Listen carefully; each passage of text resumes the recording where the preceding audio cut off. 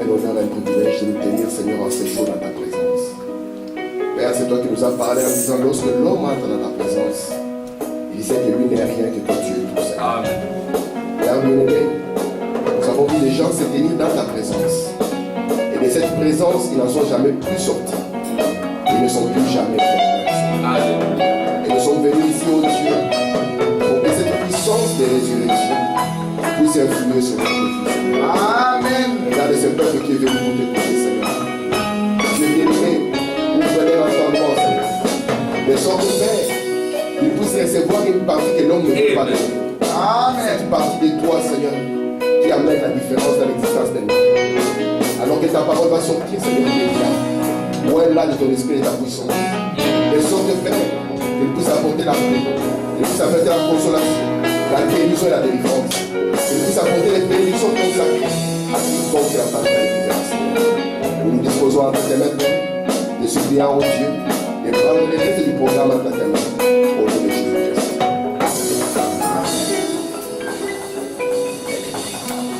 Alors, on veut le livre.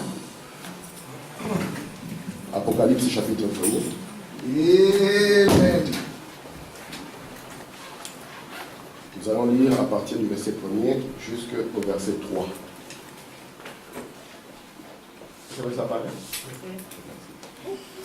Je vais lire la parole.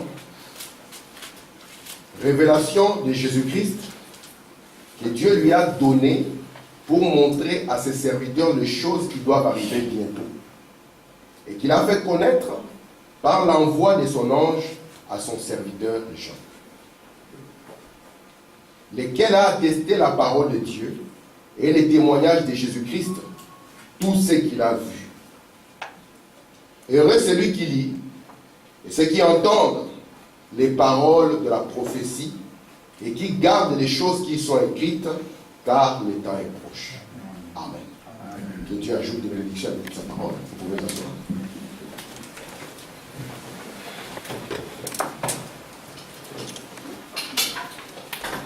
Je vous salue tous au nom du Seigneur Jésus. Amen. Je vous remercie tous d'être là pour que nous puissions avoir ce mois d'entretien autour de la parole de Dieu. Je vous avais promis que si je reviens avec un enseignement, je continuerai sur la venue du Seigneur. Mais je vais apporter un autre plus, un autre aspect, toujours dans cette étude. Si vous avez bonne mémoire, nous avions commencé avec vous à étudier ces sujets de la venue du Seigneur. Et dans mon introduction par rapport au sujet de la venue du Seigneur, j'ai montré que la venue du Seigneur, c'était une prophétie. J'ai montré que cela était une promesse, mais que c'était aussi un mystère. Amen. Vous savez que Dieu, dans sa manière de faire, lorsqu'il apporte une prophétie et lorsqu'il apporte une promesse, Dieu est dans l'obligation de pouvoir tenir cela. C'est vrai. Parce que Dieu, s'il vous promet quelque chose, pour que lui demeure Dieu, il doit l'accomplir. Amen. Et vous allez voir que dans la loi de la prophétie, la loi des prophètes, qui est dans Deutéronome 13 et Deutéronome 18, c'est Dieu qui a dit, lorsqu'un prophète viendra et qu'il dira quelque chose en mon nom, si la chose s'accomplit, ne pourrait pas directement dire que c'est Dieu. Il y avait deux choses. Si la chose s'accomplit, c'est déjà bien. Si elle ne s'accomplit pas d'abord, n'ayez pas peur de lui. Prenez-le, tuez-le. Mais si la chose s'accomplit, la deuxième des choses que vous devez faire, c'est voir vers quoi ces prophètes veulent vous conduire. Il dit, s'il vous dit, allons vers d'autres dieux, même si la chose s'est accomplie, vous devez le prendre et l'exécuter. Mais si la chose s'accomplit, et que la personne vous dit, allons vers l'Éternel, vous saurez que c'est l'Éternel qui vous parle. Amen. Et nous avons vu que la venue du Seigneur, c'est une prophétie qui a commencé dans l'Ancien Testament. Amen. Dans Ésaïe 35, lorsque vous prenez cela, vous allez voir que c'est Dieu qui dit à Israël, moi, votre Dieu, je viendrai vers vous, je vous délivrerai, j'amènerai le salut avec moi. Dans Ésaïe 40, il dit, l'Éternel viendra lui-même et sa rétribution sera avec lui. Et c'est pour ça que vous pouvez voir, la Bible dit que quand le Seigneur va venir, c'est là où les montagnes vont s'abaisser et les vallées vont s'élever et les arbres vont frapper demain. Parce que c'était une prophétie de Dieu. Mais souvenez-vous que ce qui est lié à la venue du Seigneur, c'est quoi? C'est aussi un mystère. Et étant un mystère, c'est que attentif à la manière de faire de Dieu, la chose peut prendre place et nous-mêmes, nous ne sommes pas au courant. C'est ce qui s'est passé exactement dans l'Ancien Testament. Lorsque Dieu avait promis à Israël que moi, l'Éternel, je viendrai vers vous. Lorsque la chose qui était une promesse et une prophétie a pris place, très peu ont compris que la chose venait de prendre place. Amen. Et notre but était de voir avec la parole de Dieu où nous en sommes dans cette prophétie, pour que nous ne puissions pas être retrouvés aveugles comme Israël fut retrouvé dans l'aveuglement. Donc maintenant, je vais aborder un autre aspect de notre sujet. Et cet aspect sera le livre d'Apocalypse. Nous allons prendre le livre d'Apocalypse, frère Max. C'est un très beau livre. William Branham dit que c'est le plus officiel de tous les livres de la Bible. Je pense que les gens qui étaient en train de compiler la Bible, à un moment, peut-être qu'ils ont vu que c'est un livre compliqué, ils ont dit, mettons-le peut-être à la fin là-bas. Comme ça, on n'est pas troublé par ces livres. Mais nous savons que chez Dieu, il n'y a rien qui arrive par hasard. Lorsqu'ils l'ont placé à la fin, Frère Branham dit, c'est là où le livre devait être. Amen. Vous savez que ces livres d'Apocalypse, lorsque vous l'ouvrez, c'est comme si tout commence et c'est terrible. De sorte même que le mot Apocalypse signifie pour les gens catastrophe. Amen. Amen. Mais nous croyons que s'il y a un livre que l'Église devait recevoir aujourd'hui, Frère Branham dit qu'il y a 50 ans maintenant que le jubilé est tombé en Amérique. Et il continue en disant, aujourd'hui l'Église reçoit la révélation de Jésus-Christ. Les livres scellés de 7 sceaux. Et il dit c'est simplement 1/10 qui sont capables de recevoir ça. Oh, merci Seigneur. Regardez un peu. Le verset que nous avons lu, j'ai essayé de souligner quelques aspects, parce qu'aujourd'hui je ne fais qu'introduire le sujet. Je ne peux pas prendre verset après verset. Si je prends verset après verset, nous sommes 2 hommes ici. Mais je vais essayer de donner l'essentiel. Amen. Parce que j'espère que vous êtes des chercheurs. Alléluia. Parce que nous croyons que c'est ça. La Bible dit que la gloire de Dieu est de cacher les choses. Amen. Et la gloire du roi est de sonder les choses cachées. Amen. Deutéronome 29 dit que ce qui est caché est pour l'Éternel, ce qui est révélé est pour nous.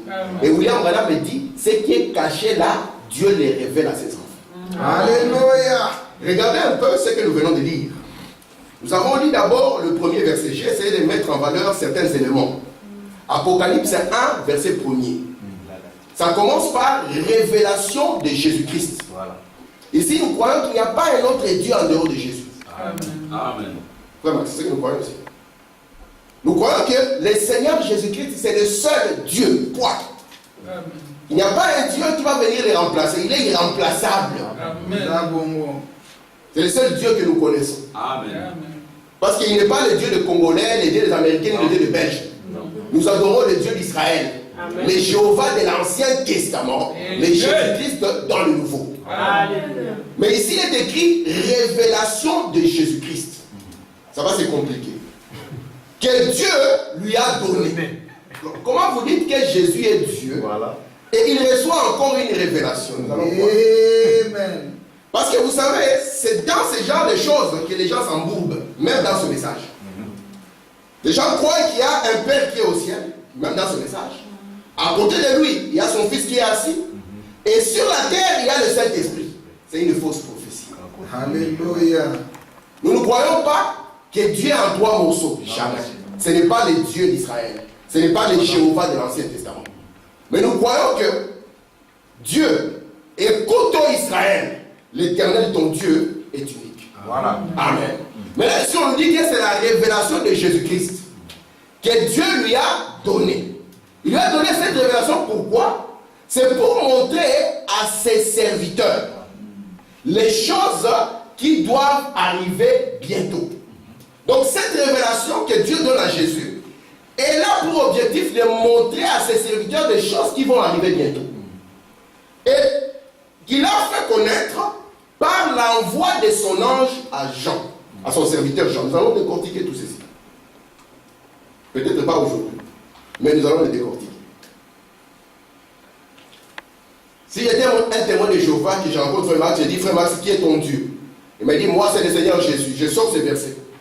Je lui dis, mais c'est quoi ça? Comment tu peux dire que c'est ton Dieu et ton Dieu reçoit une révélation? C'est comme une fois, il y avait un débat entre les chrétiens et les musulmans. Les chrétiens sont venus, parce que vous savez, les musulmans, ils savent que leur Dieu s'appelle Allah, point. Ils n'ont pas de confusion quant à ça. Mais les chrétiens, c'est toute une marmaille des gens. Il y en a qui disent, il est Dieu, l'autre n'est pas Dieu, il est un homme, il est un prophète. Et les musulmans, après, au moins, ils ont regardé les chrétiens, ils ont dit, mais entendez-vous d'abord. Une fois que vous serez d'accord sur ce qu'il est, alors venez nous voir. C'est pour ça que Jésus-Christ, il faut la révélation. Amen. Pour savoir qui il est. Amen. Et les musulmans, ils ont dit, mais dans Luc 6, verset 13, je crois, il est écrit que Jésus avait passé toute la nuit à prier Dieu. Comment Dieu va prier Dieu? Donc il nous faut connaître qui est Jésus-Christ. Yes, sir. Et cette révélation ici, c'est Dieu qui lui a donné pour que les serviteurs de Dieu, pas n'importe qui, puissent savoir les choses qui doivent arriver bientôt. Et même pour que Jean puisse accéder à cette révélation, Dieu a envoyé son ange. Amen. Donc si l'ange n'était pas venu, Jean, dans le flou, comme tout le monde. Écoutez le deuxième verset. Il dit, lequel a attesté la parole de Dieu et les témoignages de Jésus-Christ de tout ce qu'il a vu. Donc ce qui est dedans, c'est un témoignage de ce que quelqu'un a vu. Si on veut appeler un témoin, on ne peut pas vous appeler un témoin si vous n'avez pas vu la situation. C'est pour ça qu'on parle du témoignage d'un véritable témoin. Parce qu'aujourd'hui, vous posez la question, frère, ça vient d'où? Oh, j'ai seulement entendu. Non, ça ce n'est pas un vrai témoin. Non. Un témoin, c'est quelqu'un qui a vécu la scène, qui a vu ce qui se passe. Yes. Et ici, on peut appeler Jean. Jean dira, moi je n'en suis pour rien. Je ne fais que vous dire ce que j'ai vu. Amen. Écoutez maintenant. Troisième verset. Heureux celui qui lit. Et ceux qui entendent les paroles de la prophétie. Il y a des églises chrétiennes où on n'a jamais touché au livre de l'Apocalypse. On l'a caché là, derrière. Mais ici on dit, heureux c'est lui qui lit. Et ceux qui entendent les paroles de la prophétie. Parce qu'ici, il va s'agir maintenant de la prophétie. Et ceux qui gardent les choses qui y sont écrites, car le temps est proche. Vous savez, dans l'Ancien Testament, ce n'est pas tout le monde qui lisait. Dans l'Ancien Testament, c'est les sacrificateurs qui prenaient la loi pour la lire. Et le peuple était béni d'écouter la lecture de la loi. Amen. Et nous sommes heureux dans cet âge, nous avons eu l'œil qui peut lire. Amen. Et nous serons bénis à l'écoute de ce que Dieu nous a révélé dans cette génération. Amen. Donc mes frères, le livre d'Apocalypse est d'une importance capitale. Si le monde politique savait ce qu'il y avait dedans, les gens pourraient savoir ce qui est de la destinée du monde. Mais c'est un livre que Jésus-Christ n'a pas voulu donner à tout le monde. Vous devez être conscient que c'est un livre qui n'est pas ouvert pour tous. Amen. Prenez même des grands papas pasteurs. Posez la question, mais ce livre d'Apocalypse c'est quoi? Ah non, laissez ça, c'est trop compliqué. Ça crée beaucoup de problèmes. Même les gens au cours des âges ont essayé de sonder. Et ils ont dit, Jean a mangé du piment. Il a eu des cauchemars, il a écrit ça. Mais Jean dit ici, il dit qu'il atteste ce qu'il a vu. Voilà. Amen. Et il montre qu'il y a une bénédiction à la lecture et à la compréhension de ce qu'il y a dans ce livre. William Branham dit, c'est le seul livre que Jésus-Christ a écrit lui-même au moyen de son apparition à Jean. Amen. Amen. Mais c'est un livre qui a été déclassé. Et lorsque nous allons arriver dans Apocalypse 3, lorsque nous verrons que Jésus est en dehors de l'église, il sera en dehors de l'église avec son livre. Voilà. On ne voudra ni de Jésus, ni de son livre. Amen. Mais c'est un livre qui est le plus officiel. Amen. Maman dit, ça va? On va entrer dans le livre d'Apocalypse. Écoutez, je lis frère voilà pour commencer. Apocalypse chapitre 1er. Il a prêché le 4 décembre 1960. Écoutez ce que frère voilà dit concernant le livre d'Apocalypse. Il dit c'est le livre le plus officiel de tous les livres de la Bible. C'est le seul livre sur lequel Christ a mis son sceau. Il débute par une bénédiction et se termine par une malédiction. Lorsque vous allez dans Apocalypse 22, vous allez voir que là on dit et maudit celui qui retranchera ou ajoutera. Bienheureux celui qui lit et maudit celui qui retranche quelque chose du livre.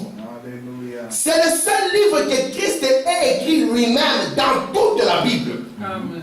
Les 10 commandements ont été écrits de ses doigts, c'est vrai. Les Juifs se sont appuyés là-dessus. Et aujourd'hui, c'est l'Apocalypse. Amen. Les Juifs se sont appuyés sur les 10 commandements, ils n'ont pas eu la perfection. Et William Branham dit, lorsque Moïse est descendu avec les 10 commandements, il a trouvé le peuple en train d'adorer les pasteurs, les veaux d'or. Amen. C'était la grande idolâtrie. Amen. William Branham dit, il a pris les lois, il les a cassées. Voilà. Il dit, il les a cassés pour montrer que ces sacerdoces-là allaient passer. Amen. Ce n'était pas les sacerdoces de la perfection. Amen. Amen. Et Amen. aujourd'hui, la même manière que Dieu avait écrit avec son doigt les 10 commandements, parce que ce n'est pas Moïse qui les a écrits, c'est Dieu qui les a écrits. Si vous voulez en voir l'illustration, prenez les 10 commandements, le bon film de notre bien-aimé Cécile Bédénil, et vous allez voir comment Dieu écrit cela avec son doigt. Cette scène-là, quand William Branham l'a vu, il a beaucoup aimé cette scène. Comment Dieu pouvait écrire sa loi. Mais vous savez que le but de Dieu n'a jamais été d'écrire sa loi sur des tables de pierre. Non, messieurs. Le but de Dieu a toujours été d'écrire sa parole sur le cœur des hommes. Amen. Et aujourd'hui, le livre que Jésus nous offre, c'est le livre de l'Apocalypse. Amen. Amen. Une des choses, vous savez, lorsque nous parlons de l'Apocalypse, nous parlons de la parole de Dieu. Amen. Et dans la Bible, il n'est pas écrit, Maman dit qu'au commencement était la Bible. Non, non, non. Non. Il n'est pas dit au commencement était la Bible. Il est dit au commencement était la parole. Parce que la Bible vient plus tard. Voilà. C'est vrai. Même la Bible témoigne qu'elle s'est poussée par l'esprit que les hommes ont écrit. De la part de Dieu. Mais avant qu'il y ait la Bible, il y avait la parole. Oh, qu'est-ce qu'est la parole? La parole, c'est la pensée qui est exprimée. Amen. Dieu avait une pensée qu'il a exprimée avant qu'il puisse en arriver à la Bible écrite. Amen. Vous voyez la Bible en papier? Cette Bible en papier, elle est venue pour une génération d'intellectuels comme nous connaissons aujourd'hui. Voilà. Faut nous dit que Dieu, parce que vous savez, notre Bible en papier, n'est-ce pas? Vous la voyez là, non? Le livre rouge ou le livre noir. Il est venu pour une génération d'intellectuels. Amen. Mais avant ça, la pensée de Dieu existait déjà. Amen. Amen. Amen. Si vous prenez le plus vieux livre de la Bible, c'est le livre de c'est le livre de Job. Vous ne verrez jamais dans le livre de Job une référence à la loi. Ça n'existe pas. Tout ce que Job connaît, c'est les étoiles. Voilà. Il commence. Seigneur, c'est toi qui fais paraître en leur temps les signes du zodiaque. Voilà. Les esprits charnels disent, ils parlent du zodiaque, hein, ce sont des magiciens. Nous leur disons, arrêtez, stoppez. Quand on ne connaît pas quelque chose, on se tait. Yes. Yes, sir. Yes. Amen. Amen. Et remarquez, Job, lui, en son jour, la seule manière qu'ils avaient de consulter le programme de Dieu était de regarder les étoiles. Pourquoi cela? Parce que lorsqu'un homme a une pensée, ce sont ses œuvres qui vont exprimer sa pensée. Nous pouvons prêcher l'évangile ici, mais cela ne veut pas dire que cet évangile est devenu votre pensée. Quand est-ce que nous comprendrons que vous vous êtes réellement repentis? Ça signifie que vous avez abandonné de vos pensées et que vous avez pris les pensées de Dieu. C'est lorsque nous verrons vos actions par rapport à la pensée de Dieu. Amen. Amen. Si Dieu dit, mon frère, faire ça c'est mauvais. Si vous le faites quand même, cela montre les pensées qui sont en vous. Et pour Dieu c'est pareil. Pour Dieu, lorsqu'il commence à créer, Dieu ne fait rien par hasard, même le corps humain. Je sais qu'aujourd'hui, au niveau de l'anatomie, ils connaissent à peine 2% du fonctionnement exact du corps humain. Même s'ils sont orgueilleux comme ça, ils ne connaissent pas l'homme. L'homme reste un grand mystère. Amen. Yes, sir. Même les cerveaux humains, une fois ils se sont tentés, ils ont subdivisé les zones, pensant que cette zone c'est pour ça, et puis ils ont vu que c'est pas ça. L'homme reste un mystère complet. Mais quand ils regardent l'homme, dans la manière dont Dieu l'a créé, il faut voir que chaque organe de l'homme a une importance. Voilà. Si chaque organe de l'homme a une importance, ça signifie aussi que tout ce que Dieu a créé a son importance. Amen. Mais l'homme, dans sa pensée charnelle, parfois il pense qu'il devient Dieu. Il se met à chipoter ici, à chipoter là-bas. Ils ont produit le poulet plus vite que la nature. Ils étaient heureux. Ils ont dit, nous savons faire plus que Dieu. Aujourd'hui, nous tous, nous mangeons bio. Est-ce Max? Nous avons couru. En Afrique, non. Là, ils ne mangent pas bon. En Europe, c'est là où on mange bien. Nous sommes arrivés ici, il y a des coups de fil. Envoyez-moi ceci. Envoyez-moi cela. Moi-même, je suis un grand spécialiste. Envoyez-moi ceci. Envoyez-moi cela. Pourquoi? Parce que la pensée de Dieu, elle est parfaite. Et rien ne peut la changer. Amen. C'est pour ça que lorsque Dieu va commencer, il va écrire tout son programme dans les cieux apparents. Amen. Au travers des étoiles. Même la naissance de Jésus. Pour la comprendre, les mages l'ont compris en regardant les étoiles. Voilà. Vous êtes avec moi? Amen. C'est pour ça que Job dit, tu fais paraître en leur temps les signes du zodiaque. Et William Branham nous dit, ces zodiaques-là, c'est la Bible des dieux, imbattable. Amen. Ce n'est pas de la magie? Non, c'est la Bible, mon frère. Amen. Lorsque Joseph avait son songe, il avait mis sa famille comme l'étoile, les 12 étoiles, la lune et le soleil. Alors ce jour-là, une étoile était devenue plus grande que le soleil. Allez-y comprendre. Alléluia. Parce que le prophète, vous savez, quand la parole est toujours sous forme de symbole, c'est bon. Mais quand on révèle ça, ça devient amer. Yes. Joseph, quand il donnait ses songes, ses frères comprenaient vite que c'est petit. Il est presque le cadet. Il veut dominer sur nous. Là, les aînés sont sensibles. Hein? Qu'est-ce que tu veux? Mais quand un homme est destiné à faire quelque chose, peu importe son âge, s'il est destiné à faire quelque chose, Dieu va l'amener à ce point que vous le vouliez ou pas. Yes, sir. Alors, comme le père de Joseph était un prophète, il a compris que ses fils est spirituel plus que le frère. Yes. Mais ce jour-là, ça avait changé. Lorsque le songe fut expliqué au prophète, il dit, papa, j'étais là. Et puis j'ai vu qu'il y avait une famille. Le soleil, la lune et 12 étoiles. Le papa prophète, il a compris, alors le soleil c'est moi, le vieux, le grand. La lune c'est sa maman. Et les étoiles, ce sont les enfants. Il dit, mais papa, je ne savais pas ce qui s'est passé. Les 11 étoiles, la lune et les étoiles se sont courbées devant moi. Le prophète s'est énervé. Il a dit, fils, que veux-tu dire? Amen. C'est Dieu qui exprimait sa pensée au travers des étoiles. Amen. Et quand il a dit, la chose s'est accomplie sur la terre. Parce que ce que Dieu exprime dans les cieux, la terre le confirme. C'est pour ça que Job avait dit, connais-tu le loi du Mazaro? Est-ce que toi tu peux comprendre l'influence des cieux sur la terre?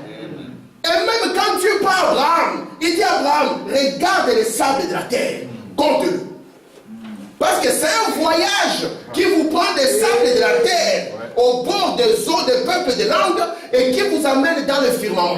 Il dit, regarde les étoiles dans les cieux. Amen. Amen. Ah, de cette terre de pestiférer à ma théophanie. Amen. Amen. Donc nous sommes dans les livres les plus officiels, appelés les livres d'Apocalypse. Amen. C'est un livre merveilleux, frère Max. Nous allons voir les événements datés et vous serez étonnés. Comment ça s'est passé? La dichotomie. Nous allons la voir, les événements datés, éprouvés historiquement. C'est pour ça que nous allons dire, nous avons eu vraiment un prophète. Amen. Et que nous ne pouvons pas être dans la confusion.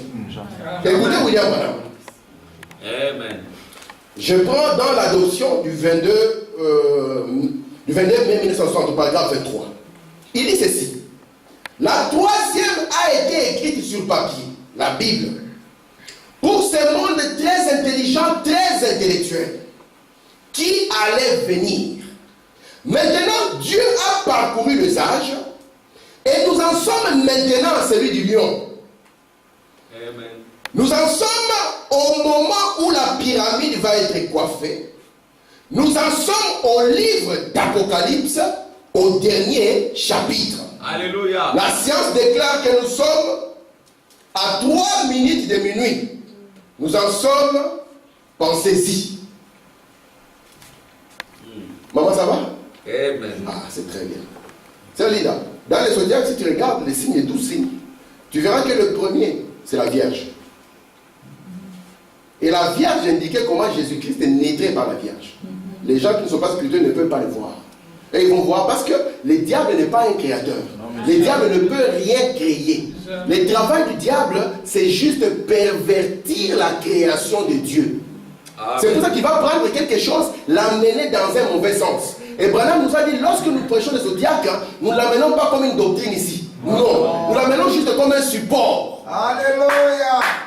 Amen. Je ne vous ai pas dit d'aller consulter les horoscopes. Non, les horoscopes, c'est une déviation de la parole. Amen. Parce que le seul don qu'on consulte, c'est le don prophétique. Point. C'est pour ça qu'en Israël, on disait, on veut monter, allons consulter le prophète. Voilà. Et comme les sages pouvaient voir la parole, parce que la parole est interprétée prophétiquement, comme c'était la parole qui n'avait pas un prophète, ils sont entrés dans la déviance et nous ont produit ce qu'on appelle les horoscopes et tout ça. Mais nous savons que l'autre signe, c'est le lion. Et nous savons que quand Jésus revient, il est le lion de la tribu de Juda. Amen. Et lorsque nous parcourons les Bibles de Dieu, qui sont les zodiaques et la pyramide, nous trouvons que dans la troisième Bible de Dieu, nous sommes déjà au livre d'Apocalypse. Alléluia. Donc, de sorte que ces livres rouges, lorsqu'on l'a compilé, nous ne sommes pas des catholiques, nous ne croyons pas au livre de Daniel grec, ni des Syracides, ni des sagesses. Nous croyons à une Bible qui est le type du livre d'Ésaïe. 66 livres. Amen. Lorsqu'on a compilé les 66 livres, il pensait peut-être qu'il les mettait dans un hasard. Chez Dieu, il n'y a pas de hasard. Yes, Et cette Bible, elle est vraie. Amen. De couverture à couverture. Amen. Sauf que si vous n'avez pas un prophète pour vous aider, c'est votre tombe. Yes, sir. Vous êtes avec moi? Amen. Elle est vraie, de couverture à couverture. Mais il faut un œil pour être capable de lire et d'interpréter la Bible. Yes, sir. Amen. Très bien. Nous sommes non pas simplement au livre d'Apocalypse aujourd'hui, mais même dans les livres d'Apocalypse, maman, nous sommes arrivés au dernier chapitre. Alléluia. Donc ça signifie que l'histoire de la Bible est terminée. Alléluia. Comment c'est? Nous ne sommes pas au livre de Genèse, nous. Nous avons parcouru la Genèse dans une marche. Nous avons marché Genèse. Remarquez même comment la Bible est parfaite. Alléluia. Lorsque nous arrivons au livre de Malachie, Malachie c'est celui qui annonce déjà la fin de la dispensation juive. Voilà. Malachie 3 annonce la venue de Jean-Baptiste. Et vous savez, Frère Branham nous dit que lorsque Jean-Baptiste entre en scène, il est comme un pont entre la loi et la grâce. Amen.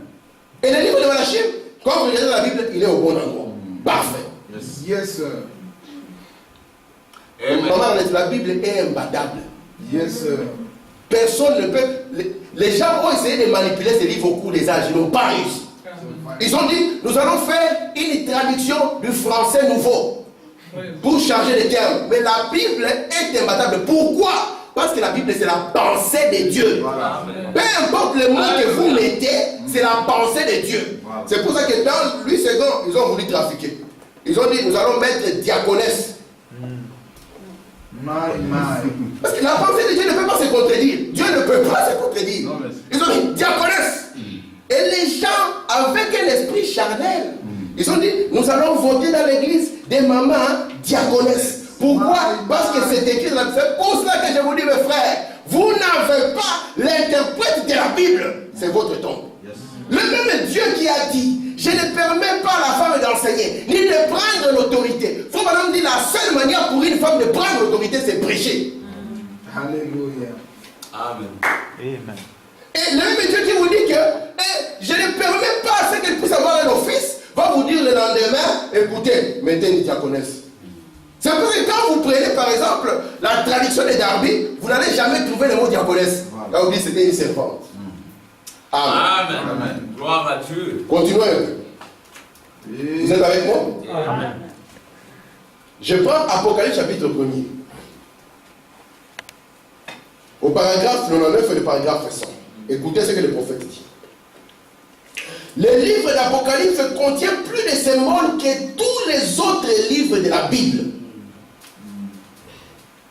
Jésus était sur la terre, souvent quand il parlait aux gens, il parlait de manière symbolique. Il se met devant les gens, au lieu de dire les choses ouvertement, il les dit de manière symbolique. Jusqu'à ce que les disciples ont eu pitié de cette grande masse. Au lieu que Jésus soit content que l'église est devenue grosse, grande, et que moi j'ai la popularité, je suis devenu l'évêque de Jérusalem, Jésus non. Lui il parle aux gens en parabole.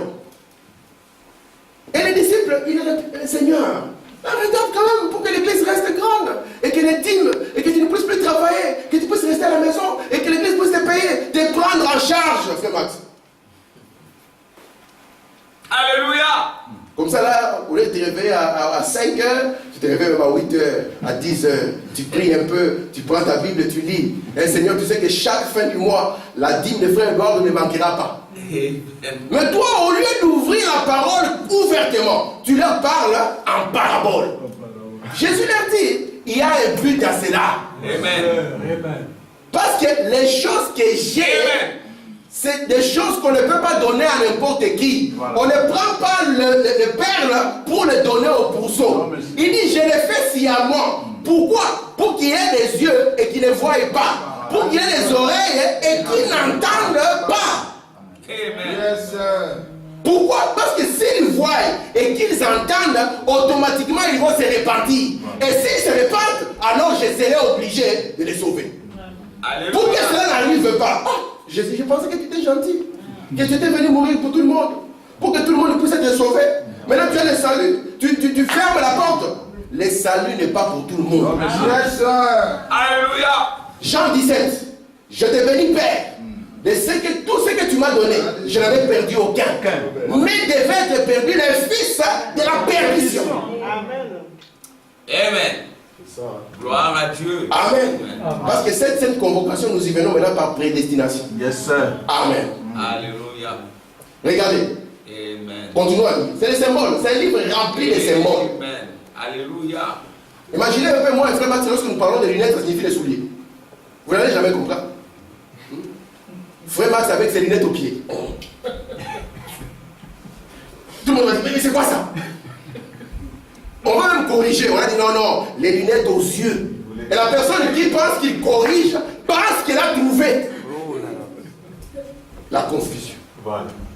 Vous voulez madame dire ces symboles, c'est pour ça que nous avons prêché le message intitulé Apocalypse, livre des symboles. Ce n'est que symbole après symbole, symbole après symbole. Et parfois nos propres frères, au lieu de prendre des symboles, ils prennent ça comme si c'est littéral. Où? C'est ça. Où?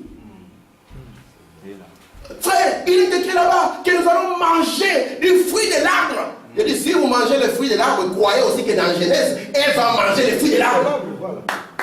Amen. Oh, les fruits de l'arbre, frère, seront donnés pour la guérison des nations. La feuille de où? Hein? Oh my Jesus, je me sens bien. Amen. Écoutez, c'est bien quand on a un prophète, on sait de quoi on parle. Voilà. Lorsqu'on ouvre les livres d'Apocalypse, on sait de quoi ça va faire.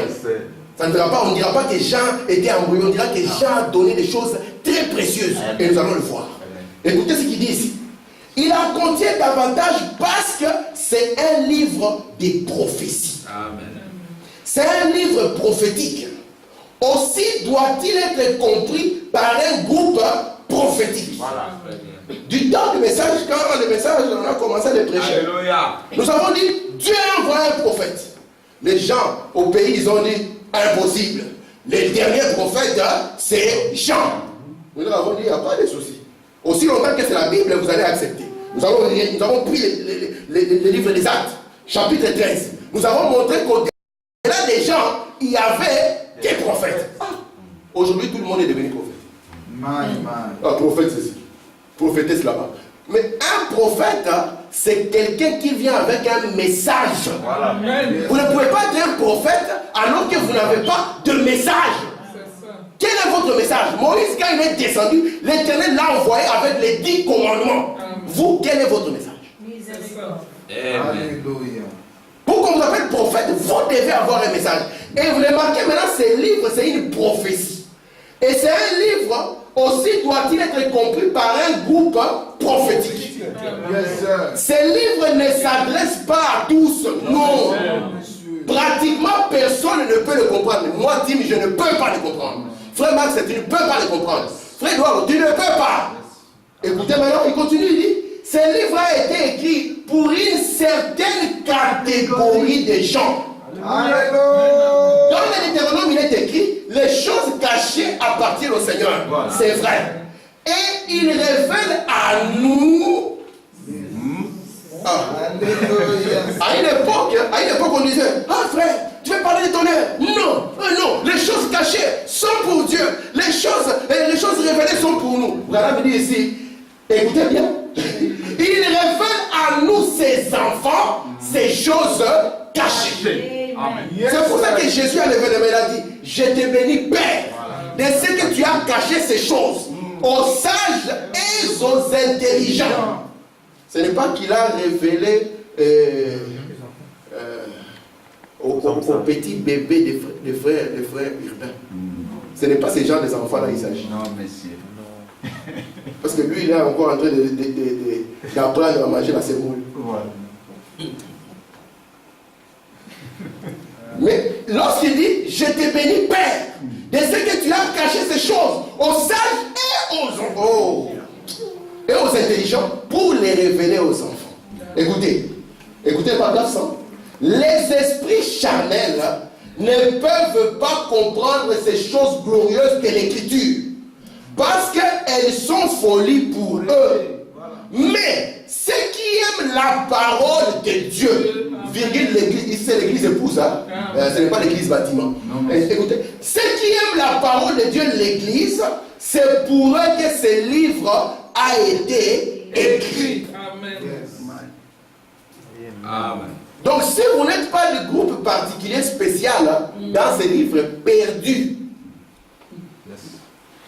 il y a des gens qui ont dit, Maman Lynn, on va entrer à l'université pour étudier la théologie.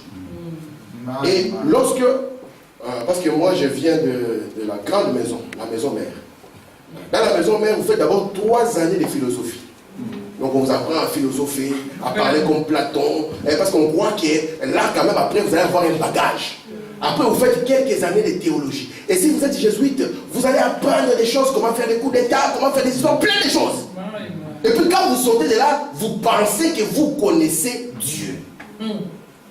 Vous savez, au temps de Jésus, les gens qui étaient incapables de le comprendre, c'était les gens qui étaient les dirigeants de l'église. Voilà. Des gens qui étaient censés être versés dans les Écritures. Amen. Et la première fois que Jésus parle de la nouvelle naissance, il parle à un docteur d'Israël. Yes. Le docteur dit, Jésus, moi avec la barbe comme ça, maman déjà enterré là-bas. Je vais faire comment?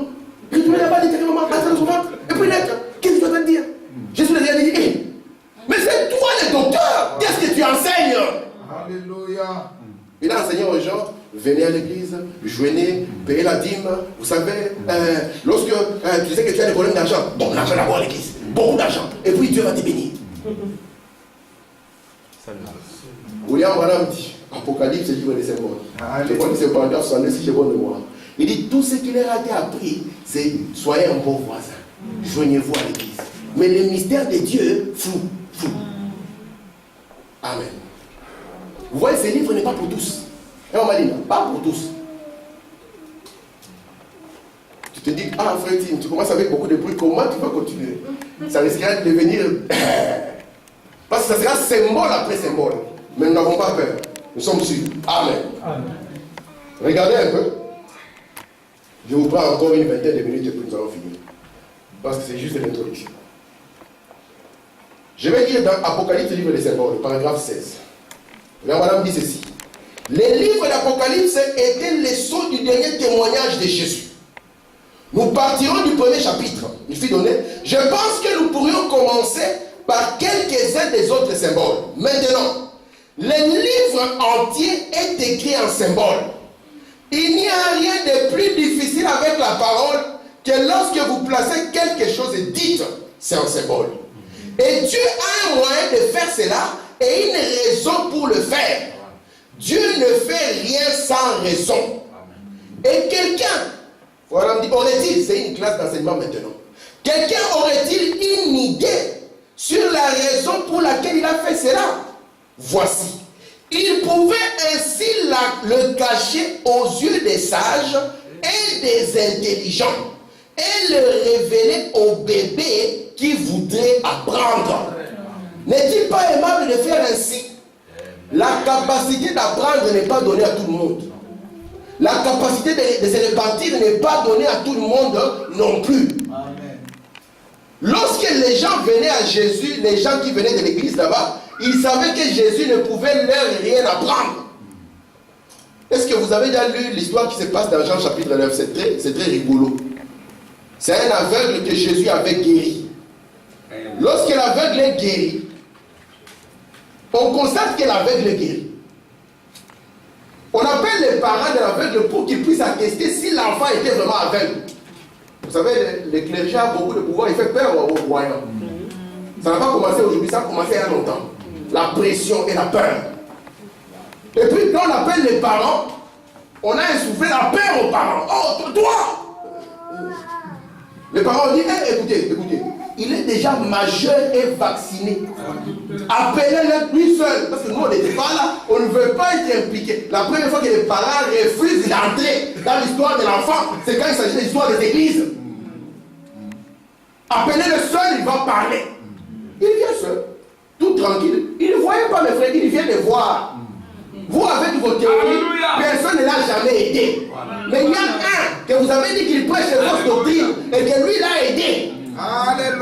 Il vient lui-même très content. Il dit à mes frères, qu'est-ce qui se passe? Il dit, est-ce que tu étais vraiment aveugle? Il dit, mais allons même à la maternité.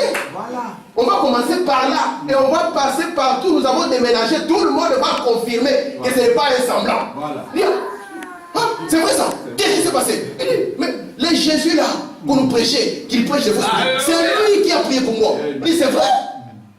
Qu'est-ce qui se passe? Ah, le garçon dit, mais vous savez qu'il est écrit dans la parole que Dieu n'exauce pas un pécheur. Amen. Quelle correction. Là, il regarde, il dit, tu veux faire quoi? Il dit, mais je sens même que vous aussi, vous voulez devenir ses disciples. On l'arrête, on dit, toi, tais-toi. Tu es né dans les péchés, tu veux nous enseigner, nous. Et automatiquement, on l'a pris, on l'a chassé. Ces esprits ne meurent pas, ils demeurent là. Amen. Les Jésus là que vous avez dit qu'il prêche des fausses choses, c'est lui qui m'a guéri. Voilà. Et dans la loi de Dieu, Dieu n'exauce pas les pécheurs. Donc vous qui êtes dans la vérité, vous devez produire mieux que lui. Voilà. Toi, tu veux nous enseigner, toi? Dehors. Et c'est pour ça que Branham nous dit ici que cette chose, quand Dieu les cache, nous devons avoir une attitude correcte pour pouvoir avoir accès. Voilà. Si nous ne venons pas comme des enfants qui veulent apprendre, et que nous venons seulement avec des histoires que nous avons il y a longtemps, où on nous a, quand on était petits, j'aimais beaucoup le livre des paradis des témoins de Jéhovah, c'était merveilleux. Hein? J'aimais beaucoup ça. Quand tu ouvrais ça, ah, tu voyais les fruits, les maisons, ah, tu disais, ah Seigneur. Mais tu voyais aussi les vieux. Je dis Seigneur que je n'aimerais pas vieux, parce que là je vais devenir vieux. Ah non, c'est pas intéressant. Jeune c'est mieux. Amen. Mais quand on vient à Dieu, on doit venir avec le cœur ouvert. Amen. On doit venir dans une position de sincérité. Amen. Pour que Dieu puisse vous parler. Amen. Et nous avons vu, ici, en écoutant le prophète le vendredi, il nous a dit que toute personne qui est entrée dans sa présence, il n'y a personne qui a dit moi je suis grand. Jamais. Amen. Ils ont compris, ah Seigneur, je ne suis rien. Alléluia. Et quand l'homme comprend qu'il n'est rien, qu'il ne connaît rien, qu'il n'a aucune prétention, là, Dieu peut faire quelque chose. Amen. Amen. C'est pour ça que comme nous aimons les 10 commandements, qui est le film, le frère Samuel. Je crois que si autant de Cécile, s'il était là, il devait jouer dedans. Vous allez voir que quand Dieu prend Moïse, Moïse était un grand général. Et Moïse avait écouté l'enseignement de sa maman Jochebed, qui est l'église, qui lui a dit, Moïse, tu es né dans un but d'être un libérateur. Moïse savait que, ah, je suis un libérateur. Nous, avec les 7e sons, nous avons tout écrasé. Moïse maintenant voulait délivrer un frère. Il a tué une personne. Tout le monde, même ceux qui voulaient délivrer, se sont retournés contre lui. Voilà. Moïse a fui. Alors qu'il était l'homme qui devait faire ce travail. Et remarquez maintenant, lorsqu'il entre dans le désert, hein, frère Samuel, là, l'instrument devait être vidé. Voilà. Le problème aujourd'hui, c'est que Dieu ne peut pas nous amener loin parce que nous ne voulons pas nous vider. Nous voulons venir, moi aussi je connais frère, moi aussi. Dieu ne vient pas comme ça. On vient dire Seigneur, je n'ai besoin que de toi. Je ne connais rien. C'est toi Seigneur qui peux m'aider. Vous savez, quand Jésus s'est tenu devant quelqu'un, même quand la personne était dans le besoin, Seigneur, je veux ceci. Jésus lui posait la question. Tu crois vraiment que ça va aller? S'il venait dire, oh, moi d'ailleurs, je n'ai pas besoin de toi, ça n'allait pas marcher. Nous devons chaque jour de notre vie exprimer que nous avons besoin de Dieu. Nous ne pouvons pas arriver à un point où nous disons que nous n'avons plus besoin de Dieu. Plus le temps passe, plus nous devons vraiment dépendre de Dieu toute notre existence. Regardez ce monde, comment il devient complètement instable. Les Européens qui pensaient qu'eux, ils étaient dans la fortification de la sécurité. Frère Max, ils comprennent maintenant c'est quoi la sécurité. Qui peut sortir comme ça, il est dans les trains, quelqu'un sort avec une machette. Comment on va l'arrêter? Frère Max, même si on a fait les massages, comment on va faire? Une machette. Tu regardes, Brandon est assis derrière. Qui est assis derrière? Dans ce monde aujourd'hui, il n'y a rien qui tient, c'est Dieu. Yes, sir. Amen. C'est pour ça que nous ne voulons pas faire un pas de notre vie en excluant Dieu. C'est la plus grosse erreur. Alléluia. Ne dites pas, je suis là, c'est la sécurité. Non. Moi je me sens bien, je prendrai mon train de A, j'arriverai à Z. Qui te l'a dit, mon frère?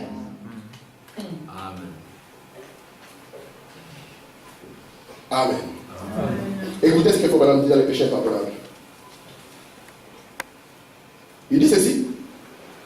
Au paragraphe 50, prêché le dimanche 24 octobre 1954. Il dit, ainsi, quand nous nous approchons de Dieu de façon saine et avec droiture, quand nous venons sans malice ni préjugés, avec un cœur ouvert, étant disposés à apprendre, Dieu peut nous enseigner.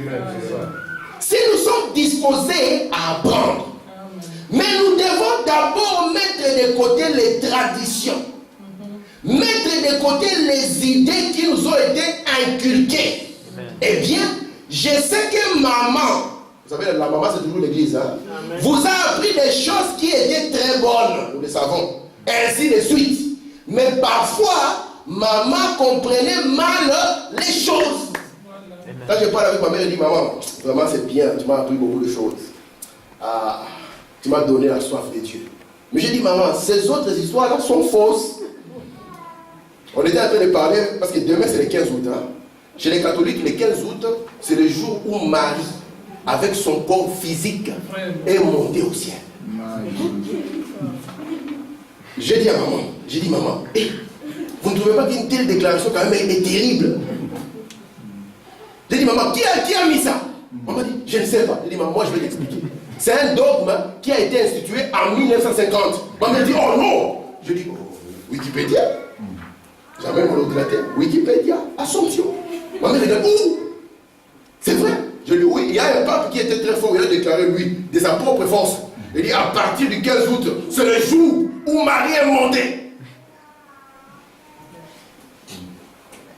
Nous ne croyons pas à une montée au ciel comme ça. Amen. Nous allons le prouver par la parole. Voilà. J'ai dit à maman, c'est dangereux quand un homme peut commencer à changer la parole de Dieu comme il veut. Ouais. Et comme c'est juste l'église qui a dit, tout le monde accepte. J'ai dit, il n'y a personne pour demander, mais nous avons la Bible. Où ça vient d'où?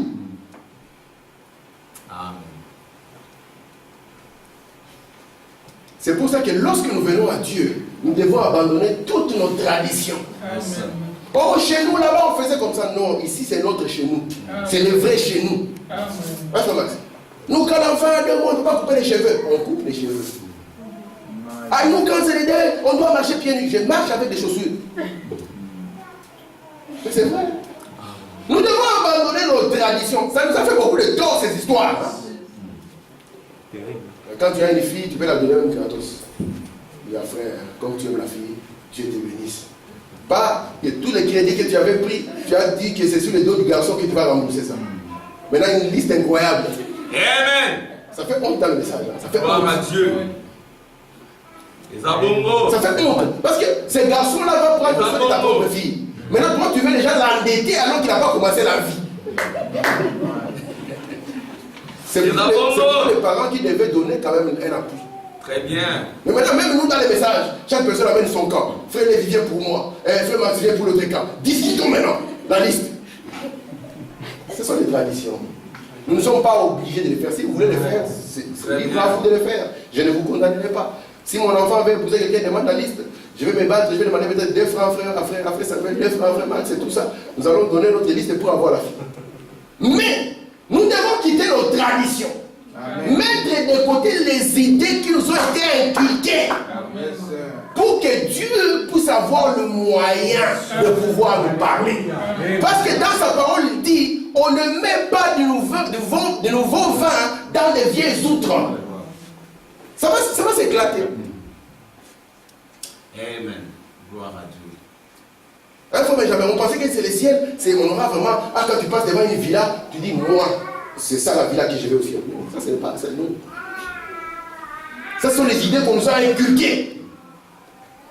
Comme, vous savez, le ciel a été appliqué à toutes les difficultés des hommes. Si vous en arrivez ici, où les gens mangent bien, et pour eux, le ciel, ce n'est pas là où ils vont manger. Allez là où on mange une fois les 3 jours, où on vous dira, au ciel, vous allez manger. Les tables seront remplies. Nous devons quitter notre tradition et les choses qui nous ont été inculquées. Parce que souvent, maman pensait bien faire, mais elle n'avait pas la compréhension spirituelle des Écritures. Je lis encore une hésitation, on va finir. Est-ce que c'est clair jusque-là? Écoutez maintenant. Apocalypse, livre des symboles, paragraphe 54. Maintenant, quand a été écrit le livre d'Apocalypse, c'est quand? Citation terrible.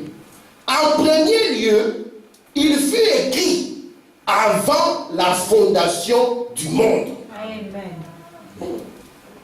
Salut. Comment Dieu va écrire avant la fondation du monde? Parce qu'il existait déjà. Amen. Même l'agneau a été immolé avant la fondation du monde. Amen. Parce que ceci, c'est une expression de la pensée de Dieu. Amen. Dieu avait sa pensée avant que le monde ne soit. Amen. C'est vrai que la Bible dit au commencement était la parole, mais Dieu n'a pas commencé au commencement. Avant le commencement, Dieu était. Même s'il n'était pas encore Dieu, il s'appelait Elohim. C'est lui qui existe par lui-même. Et quand il va créer les anges, c'est le commencement, dans le noir, ils vont l'adorer et on va l'appeler Dieu parce que Dieu signifie objet d'adoration. Amen. Est-ce que vous pouvez être roi si vous n'avez pas de sujet? Non. Allez dans les champs, votre champ du village que vous vous a donné, mettez les bornes, déclarez c'est mon royaume, je suis roi. Personne ne va vous faire la guerre. Les gens qui vont vous voir, ils vont rire. Ils vont dire quittez les champs, quittez les champs. Quittez la chambre. Pour que vous soyez roi, ça signifie que vous devez avoir des sujets. Pour que vous soyez Dieu, vous devez avoir des gens qui vous adorent. Et lorsque dans une église, vous commencez à adorer les prédicateurs, vous avez compris, hein? Voici encore un veau d'or qui est revenu. Amen. Parce que Frère nous a dit, toutes choses peuvent être Dieu. C'est pour ça que Dieu a dit à Israël, écoute-toi Israël, l'Éternel ton Dieu est unique. Tu l'aimeras un peu de ton cœur, de tout ton cœur. Donc ça signifie que tu lui donneras la première place. C'est pour ça que quand Dieu demandait même Isaac à Abraham, ça devait faire mal au cœur d'Abraham. Parce qu'il savait qu'Abraham aimait Isaac. Oh Isaac mon fils. Un frère Maxon peut t'appeler Abraham maintenant. Isaac mon fils. Il regardait Isaac. Il disait, oh la confirmation de la parole de Dieu. Il dit, nous allons marcher, Isaac vient, on va marcher au milieu des incrédules. Pour leur montrer qu'il est Dieu. Allez, on marche. Il marche doucement. Et vous voyez Isaac là, la parole. Ah, frère, nous croyons, la parole. Et Dieu, quand il vient, il voit l'attachement. Il dit à Abraham. Abraham dit, Seigneur, gloire, le 7e jour. Alléluia. C'est merveilleux. Il dit à Abraham. Il dit, Seigneur, oh, mais je sens que les temps commencent à changer. Qu'est-ce qui se passe, Seigneur? Moi, je n'ai pas de problème. Il dit Abraham. Il dit, oui, Seigneur. Donne-moi. Seigneur, tout ce que tu veux, je donne. donne-moi ton fils. C'est lui qui est... Quand il dit son fils, là, il dit, je vais donner Ismaël. C'est lui que tu aimes. Parce que Dieu nous demande parfois les choses que nous aimons. Et là, le prix devient difficile. Donne-moi ce que tu aimes. Hein? Abraham a dit, Seigneur, si ça devient difficile. C'est là où Madame me dit qu'Abraham, il y a des choses que les femmes ne comprennent pas. Je vous dis la vérité. Si Abraham était parti faire une réunion de famille, maman Sarah, tu vois, Dieu a demandé de donner Isaac, ça allait mal se passer. Madame dit, il n'a pas dit ça à sa femme. Parce que c'était terrible. Imaginez un peu, vous avez l'attachement du cœur d'une mère à un enfant. Une mère peut mourir pour un enfant. Quand le papa peut faire un enfant, il nous fuit. Mais une mère peut mourir pour un enfant. Donne-moi ton fils. Elle dit, si j'ai dit ça à Sarah, cette fois-ci c'est crise cardiaque, Sarah est morte. Alors là, il faut que je prenne mes dispositions. Il a dit, petit, tu sais que nous sommes des croyants. Ah oui, papa. Le 7e saut. Amen. La venue du Seigneur. Amen. Les promesses. Amen. Tous les prophètes. Amen. Malachie 4. Amen. Là, tout le monde est en bloc. Il dit, petit, nous allons monter maintenant la montagne. Parce que nous sommes des croyants et nous croyons aux croyants qui prient. Amen. Alors, on monte. Quand on monte, l'enfant aussi était entraîné. Dans l'école, le dimanche, on apprenait qu'on ne peut pas faire des sacrifices s'il n'y a pas d'agneau. L'enfant regarde, il y a le couteau, il y a le feu, il y a le bois. Mais il regarde, il n'y a pas d'agneau. Il dit, papa, est-ce que dans le plan là, on n'a pas oublié quelque chose? Ah, là, il dit, l'enfant ne t'en fait pas. Là, c'est le mystère du 3e. Voilà. Et là où nous montons, c'est le 3e. William Branham dit, Isaac devait porter le bois, qui était le type de la croix. Voilà. Mais c'était la première chose. Mais il y avait un agneau parfait, un agneau du 3e époux qui devait sortir. Amen. Alors il monte avec lui, il monte. Arrivé jusqu'à la montagne, l'épreuve était grande. Abraham savait, peut-être que Dieu va faire quelque chose. Peut-être que Dieu va faire quelque chose. C'est ce qui nous arrive même dans notre vie, dans nos épreuves. Tu dis là, je ne vais pas arriver à cette étape. Tu entres dans cette étape. Oh, mais Seigneur, tu es où? Jusqu'à ce qu'il lève la main. Parce que là, il savait que je dois aimer l'Éternel plus que tout. Amen. Alléluia. Quand il veut descendre la main sur l'enfant, on l'arrête. On dit non. Isaac ne peut pas amener la perfection. Alléluia. Il a regardé dans cet endroit désertique où aucun être pouvait être. Il a vu. Il a pourvu un agneau. On dit à la montagne de l'Éternel, là, il sera pourvu. Amen. Si nous sommes des êtres comme ça, un livre écrit avant la fondation du monde, comment nous allons y accéder? Avec notre petite intelligence. Comment nous allons comprendre un livre que Dieu a écrit avant la fondation du monde? Frère Max, quelle université? Quelle théologie? Qui maquisse? Ils racontent les histoires. Théologie protestante, déjà là ils ont plusieurs théologies. Méthodistes, baptistes, tout ça, on arrive où? Catholique, orthodoxe, catholique romain, catholique libéral, ils sont pleins. Maintenant nous on va aller où? C'est là où nous disons Seigneur, à qui est le nom encore? Parce que tu as les paroles de la vie. Lisons notre presque dernière citation. Parce que vous savez, un 5 minutes spirituel peut en coûter 30. Amen. Apocalypse chapitre 1er, paragraphe 70. C'est le dernier livre du Nouveau Testament. Pourtant, il relate le commencement et la fin de la dispensation des évangiles. C'est le dernier livre. Mais quand nous allons l'ouvrir, vous allez voir que ça relate le début et la fin des évangiles. Le dernier. Mais il relate tout. Écoutez, je continue rapidement pour que je puisse finir. Ok, c'est ici que je voulais, et ça sera ma fin. Paragraphe 101, Apocalypse chapitre 1er. Remarquez que c'est aussi l'accomplissement des Écritures. L'accomplissement complet. Incomplet. Comment est-ce? Incomplet. L'accomplissement complet. Écoutez. Il est placé au bon endroit. Au bon endroit.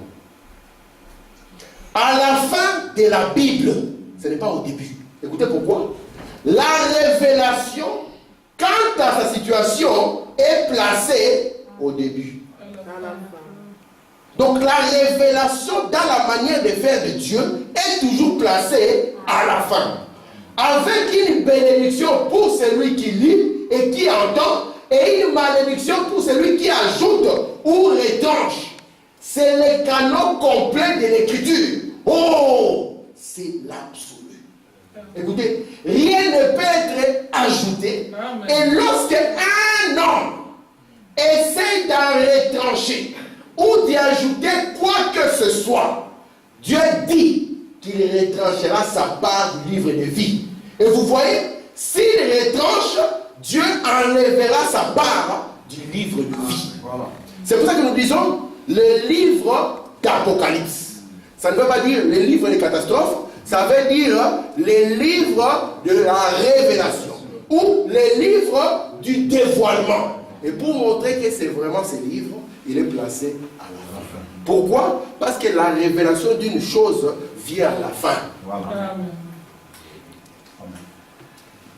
Si le diable avait compris ces livres, juste quand la terre avait commencé, le plan de Jésus allait souffrir.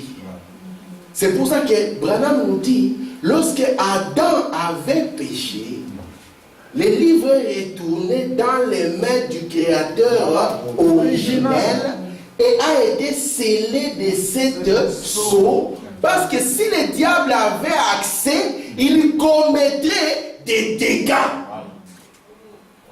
Mais si aujourd'hui on nous raconte l'histoire des leaders, même le diable s'il est là avec nous, il écoute, il va faire quoi? Vous dites, c'était lui. Oui, c'était lui. Ah, mais je pensais, non, oh, je pensais que c'était lui. Non, c'était lui. C'est comme cela que Dieu fait. Amen. The last quote, et nous finissons. Cette fois-ci, je reste derrière la chaîne. Je termine par ceci, et c'est par ici que nous partirons. Apocalypse chapitre 1er, paragraphe 156. Nous avons vu les 3 premiers versets. Vous vous souvenez des 3 premiers versets que nous avons lus? Amen. Ça vient, les 3 premiers versets. Nous pouvons dresser le décor. Donc notre décor va partir des 3 premiers versets que nous avons vus. Le premier, c'est la révélation de Jésus-Christ. Le premier verset. Révélation de Jésus-Christ que Dieu lui a donné. Premier décor. Le deuxième nous montre qu'elle fut donnée à Jean par un ange. Il a attesté ce qu'il a vu. Vous vous souvenez? Le troisième, c'est bienheureux. La bénédiction pour ceux qui lisent. Si vous ne pouvez pas lire, vous pouvez entendre. C'est quelque chose que cela. Bienheureux celui qui lit. Si vous ne pouvez pas lire, bienheureux celui qui entend. Car le temps est proche. Que le Seigneur bénisse.